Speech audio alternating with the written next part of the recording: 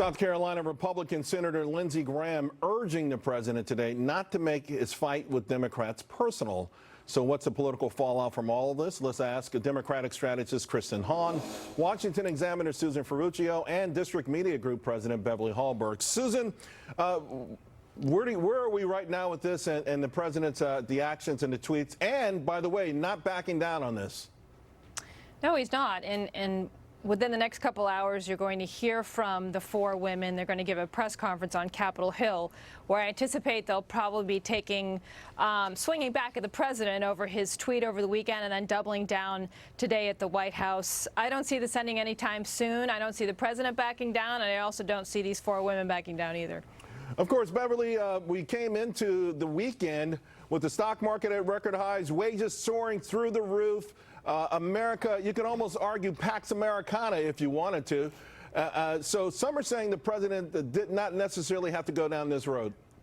Yeah, words do have consequences, and one of the things that the president did is he buried a news cycle with those different topics you just mentioned, but also the infighting between Democrats that had been escalating over the weekend. And even beyond that, one of the things that the GOP members are going to have to face and are already facing is that they're not going to be able to be silent on the president's comments. They're going to have to respond to this, which of course puts them in a difficult position. So all around, this seems to be kind of a firestorm, not just for the president, but for the GOP. You know what, though, Kristen, some are also saying that President Trump, by doing this, and of course Nancy Pelosi having to come to the aid of the quote-unquote squad, now will actually be under more pressure to push through or allow more of their ideas to go through, and perhaps even exacerbating that fractured relationship.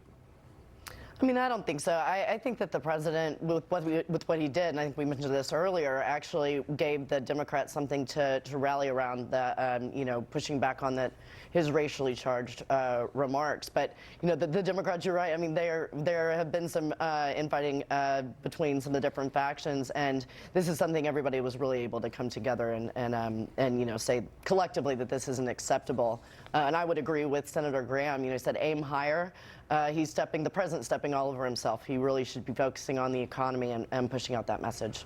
Susan, Lindsey Graham also saying, though, that some of these young ladies are anti-Semitic, anti-American, and, they really have never faced any sort of real wrath from their own political party, any real pushback from the media. What are your thoughts on that?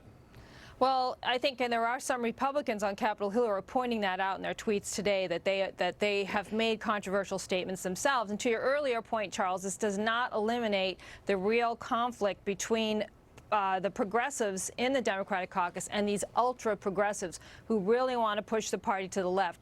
That conflict continues, and I think it could definitely be exacerbated by this situation. Beverly, there was an Axios piece out today, and they looked at Michigan swing voters, and they did a focus group, and the conclusion was that these swing voters in the focus group praised President Trump on immigration. Moreover, 8 out of 12 participants, including one Romney Clinton voter, agree with the statement: when we give migrants food, clothing, toiletries, shelter, all we're doing is encouraging more of them to come to the U.S., and we don't want that.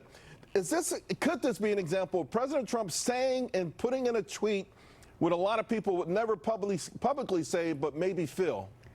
I would see it from a different angle. I think what this comes down to is that people actually agree with so many of his policies. They agree with what he wants to do, but then he steps on his policies with the rhetoric that he puts out there. I think the average person out there who maybe voted for President Trump agree with him on his policies, but cringe often when they see what his tweets say. And this one went to a different level because he's talking about saying that they should go back to where they came from. First of all, it's inaccurate since 3 of the women were born in the United States. But when we think of the American dream, we celebrate people who have worked hard to come here to become citizens. So I think it's the nature of his comments on this one. He's saying go there, fix those places, and then come back. I'm going to give you the last word, Kristen. We only have less than a minute, though.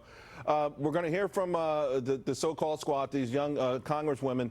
How much further do you think this controversy is going to go?